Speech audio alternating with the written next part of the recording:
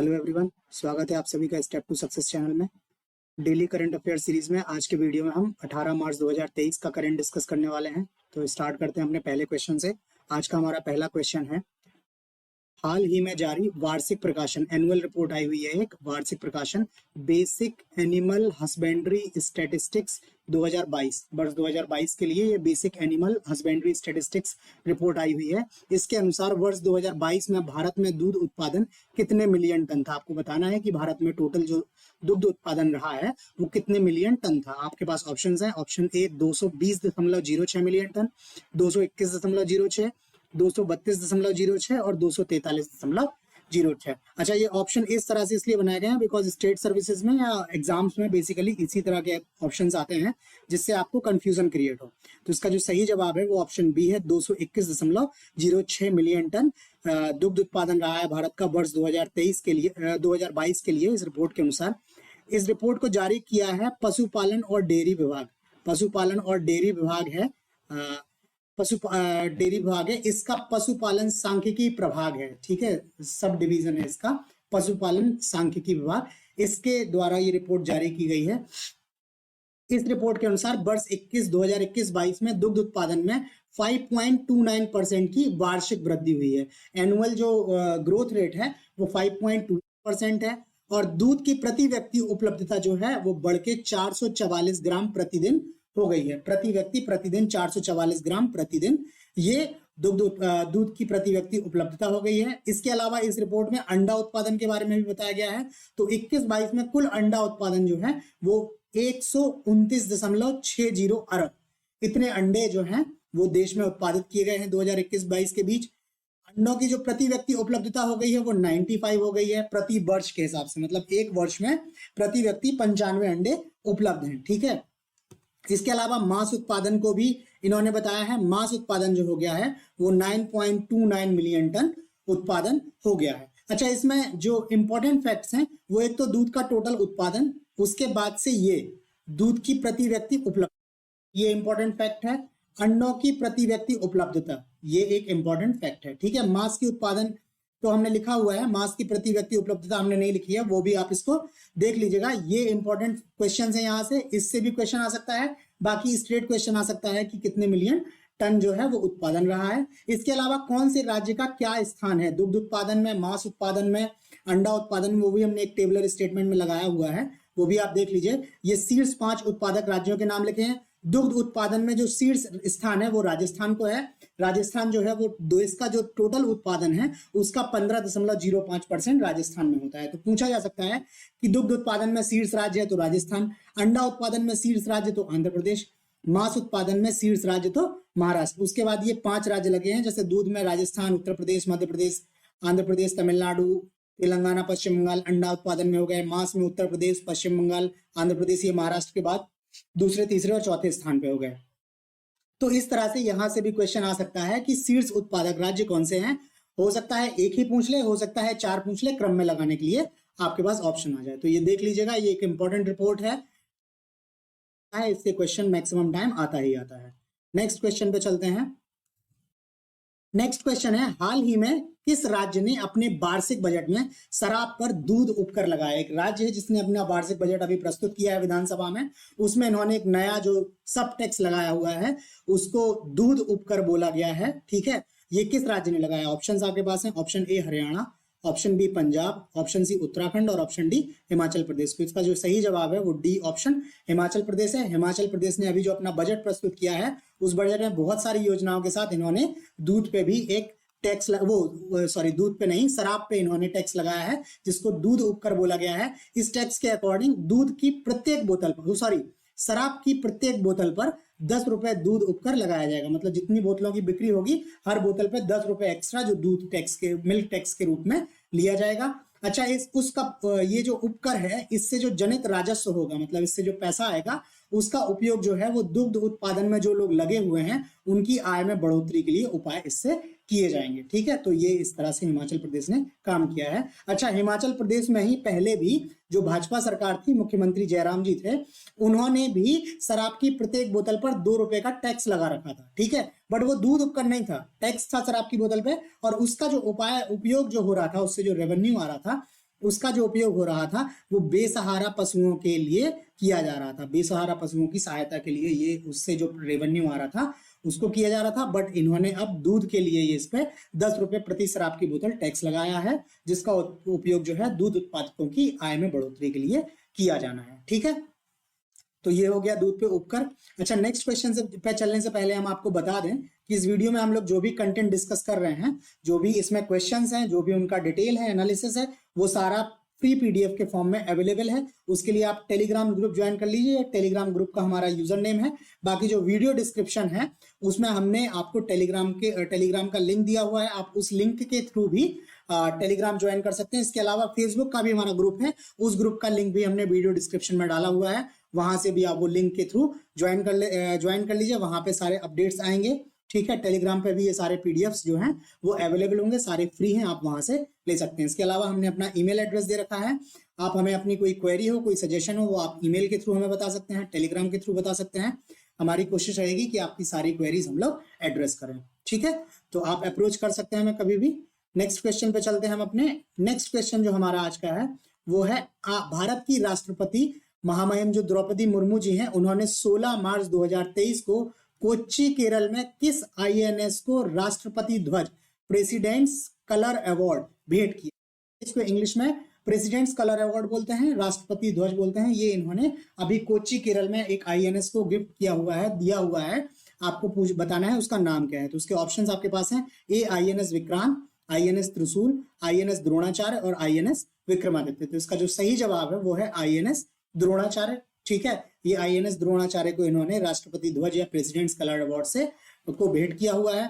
अच्छा, द्रोणाचार्य के नाम से ही जैसे आप लोग जान रहे हैं, द्रोणाचार्य जो गुरु थे, तो ये जो आईएनएस द्रोणाचार्य है वो गनरी स्कूल है, यहाँ गन्स के बारे में पढ़ाया जाता है। ठीक है, ये नेवी का है, इंडियन नेवी का स्कूल है, गनरी स्कूल है। यहाँ तोप से गोलाबारी और मिसाइल चलाने की ट्रेनिंग मिलती है। ये जो हमारे देश के नौसेना के जो जवान हैं उनको यहाँ से तोप से गोलाबारी और मिसाइल चलाने की ट्रेनिंग मिलती है।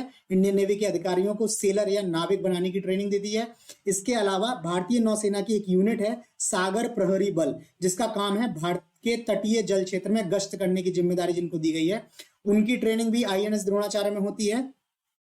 उसके अलावा नेवी के अलग अलग तरह के वॉरशिप के लिए गनर्स यहीं तैयार किए जाते हैं। गुजरात मैरीटाइम पुलिस के साथ ही मित्र देशों के नेवी अधिकारियों को भी यहाँ पे ट्रेनिंग दी जाती है। तो ये मेनली जो है वो ट्रेनिंग इंस्टीट्यूट है और यहाँ पे गन्स चलाने की जो जहाजों पे जो गन्स लगी होती हैं, जो तोपें लगी होती हैं, मिसाइल लगी होती हैं, उनको चलाने की ट्रेनिंग इससे दी जाती है आईएनएस द्रोणाचार्य से। ठीक है, नेक्स्ट क्वेश्चन पे चलते हैं।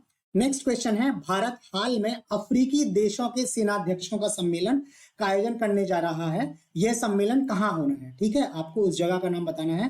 भारत जो है अफ्रीका कॉन्टिनेंट जो है उसके कई सारे देशों के सेनाध्यक्ष जो है, उनकी सेना के जो प्रमुख हैं, उनका सम्मेलन आयोजित करने जा रहा है। बताना है आपको कहाँ है। ये ऑप्शन है आपके पास, नई दिल्ली, जयपुर, पुणे और नागपुर। तो इसका जो सही जवाब है वो है ऑप्शन सी, पुणे। ये सम्मेलन पुणे में आयोजित होने वाला है।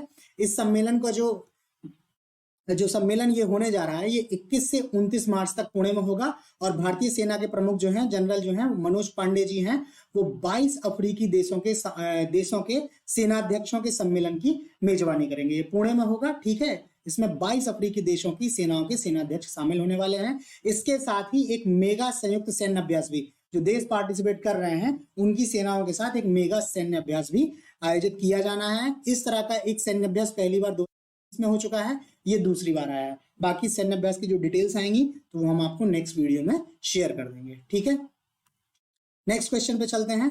नेक्स्ट क्वेश्चन ये आज का हमारा आखिरी क्वेश्चन है। ठीक है, देखते हैं मार्शल आर्ट क्रॉव मागा। कई तरह की मार्शल आर्ट्स हैं, उसी में मार्शल आर्ट्स में एक फॉर्म है क्रॉव मागा। यह किस देश से संबंधित है? ऑप्शंस आपके पास हैं, option A China, option B Japan, option C Israel और ऑप्शन डी दक्षिण कोरिया। तो ये जो मार्शल आर्ट क्रॉव मागा जो है ये इजराइल से संबंधित है, इजराइल देश से संबंधित है ये क्रॉव मागा।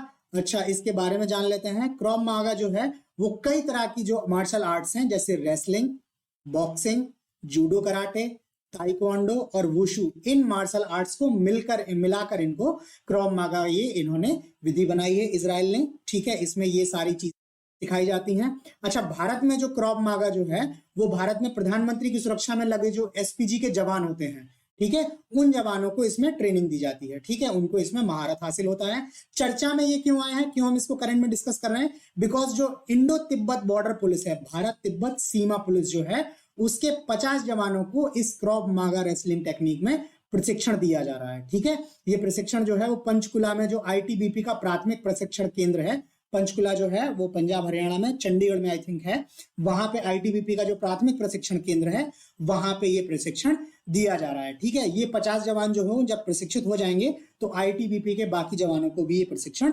देंगे। अच्छा, इसको किया क्यों जा रहा है, बिकॉज क्या है, जो इंडो तिब्बत बॉर्डर फोर्स है जो उत्तरी सीमा पे चाइना बॉर्डर पे जो तैनात है, तो वहां पे सीज फायर है, वहां पे फायरिंग अलाउड नहीं है, दोनों देशों के बीच एग्रीमेंट है, वहां पे सीज फायर है, तो गोली आप चला नहीं सकते हैं, बट वहां पे लगातार घटनाएं होती रहती हैं, ठीक है, दोनों सेनाओं के बीच टकराव होता रहता है।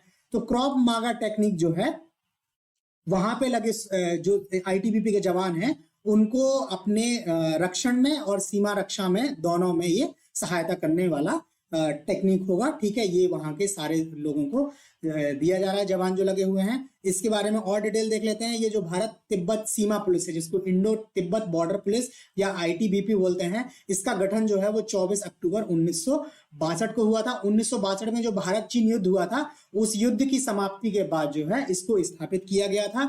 ये आवश्यकता महसूस की गई थी कि हमें यहाँ क्षेत्र में एक विशेष जो है बल की आवश्यकता है, तो ये 24 अक्टूबर 1962 को किया गया था। भारत के जो केंद्रीय सशस्त्र पुलिस बल हैं, ठीक है, सेंट्रल आर्म्ड पुलिस फोर्सेस जो हैं, CAPF, central armed police forces, CAPF, ठीक है, ये एसएससी के थ्रू इनका रिक्रूटमेंट आता है जहां तक मुझे पता है सीएपीएफ का। तो ये 7 सीएपीएफ हैं, उसमें से एक इंडो तिब्बत पुलिस बल भी उसमें से एक है, ठीक है।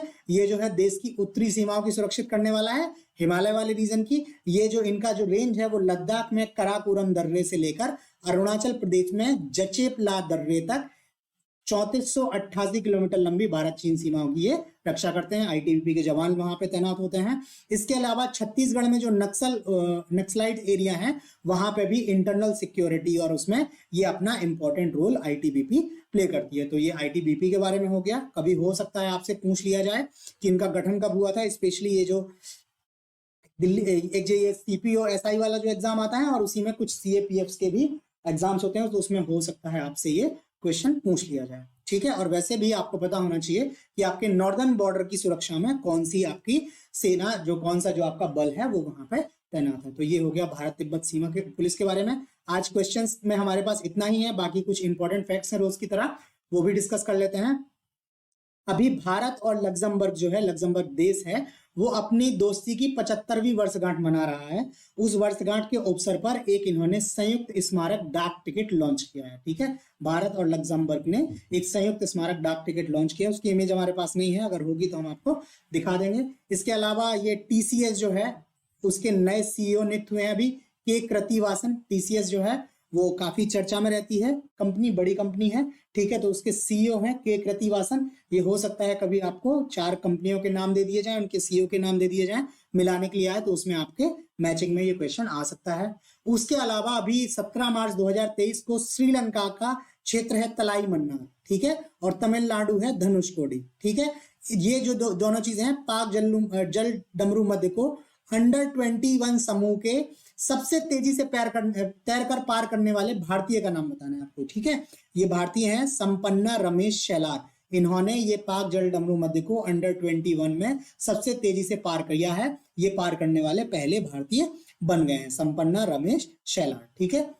उसके अलावा कुछ और फैक्ट्स भी हैं, उनको भी देख लेते हैं। नेक्स्ट जो है अभी हमारे पास वो है अरलम वन्य जीव अभ्यारण्य में पक्षी गणना में 161 नई प्रजातियों की पहचान की है। अभी ये अरलम वन्य जीव अभयारण्य जो है, यहाँ पे पक्षी गणना हुई है, उसमें पक्षियों की 161 नई प्रजातियों की पहचान की गई है। तो ये अभी इंपॉर्टेंट हो गया है, तो इसलिए लिखा है कि ये अरलम वन्य जीव अभयारण्य जो है वो केरल में स्थित है। ये जो यूपी में अभी वन दरोगा वाला पेपर आने वाला है, उसमें हो सकता है, उसके लिए ये क्वेश्चन इंपॉर्टेंट हो सकता है। बाकी वन्य जीव अभयारण्य आपको पता होना चाहिए, बिकॉज कई बार 4 वन्य जीव अभयारण्यों के नाम दे दिए जाते हैं और आपसे पूछ लिया जाता है कि कौन सा कहाँ स्थापित है, मिलाने के लिए आपको आ जाता है। उसके अलावा अभी जो संसद सत्र चल रहा है, उसी में भारतीय रेल मंत्री जो हैं श्री अश्विनी वैष्णव जी, उन्होंने बताया है कि भारतीय रेलवे जो है अगले कुछ वर्षों में नेट जीरो कार्बन उत्सर्जक, ठीक है, जीरो कार्बन एमिशन जो है वो उसका गोल प्राप्त कर लेगा भारतीय रेलवे।